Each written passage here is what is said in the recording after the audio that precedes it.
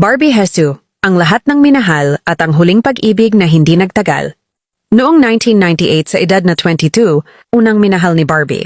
Shu ang isang Korean star, DJ Koo, Jun Yup ng K-pop duo na Clone. Nagkakilala sila sa Taiwan habang nasa tour si DJ Koo. Isang lihim na relasyon ang nabuo.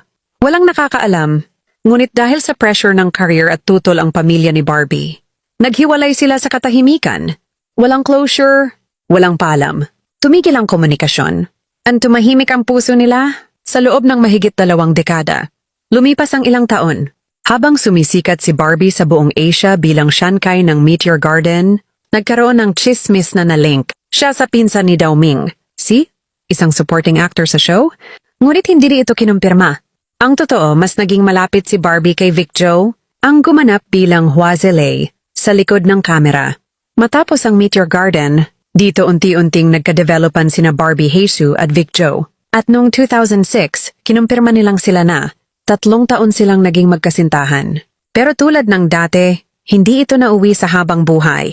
Naghiwalay sila noong 2008 dahil sa pagkakaiba ng priority sa buhay. Taong 1999 natapos ang lahat. Tumigil sila sa komunikasyon. Hindi na sila muling nag-usap, hindi dahil hindi nila mahal ang isa't isa, kundi dahil hindi sila pinayagan ng panahon. Fast forward, 2021. Balita sa media, hiwalay na si Barbie Hesu sa kanyang mister na si Wang Xiaofei, isang Chinese businessman at ama ng kanyang 2 anak. Pagkakita ni DJ Koo ng balitang iyon, sinubukan niyang tawagan ang lumang number ni Barbie na nakasave pa sa kanyang phone ng mahigit 20 taon. At ang nakakagulat, sumagot si Barbie. Hindi pa man sila nagkikita ulit, muling nagbalikan ang damdamin, muling nagmahalan, at sa loob ng 2 buwan nagpakasal sila. May asawa ba si DJ Koo nun? May anak ba siya sa iba? Hindi. Si DJ Koo ay hindi kailanman nagpakasal bago si Barbie Hsu. Wala rin siyang anak o na-link na ibang seryosong relasyon matapos ang break nila ni Barbie noong 1999. Inamin niya sa media na si Barbie ang tanging babae na minahal niya ng totoo. Kaya kahit lumipas ang 20+ taon, siya pa rin ang pinili niyang balikan. Hindi ko napapakawala ng babaeng minahal ko noon. Ngayon na binigyan kami ng pangalawang pagkakataon, aalagaan ko na siya habang buhay. Ang habang buhay ay hindi rin tumagal.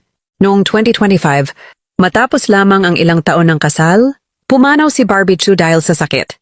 Nagluksa ang buong Asia.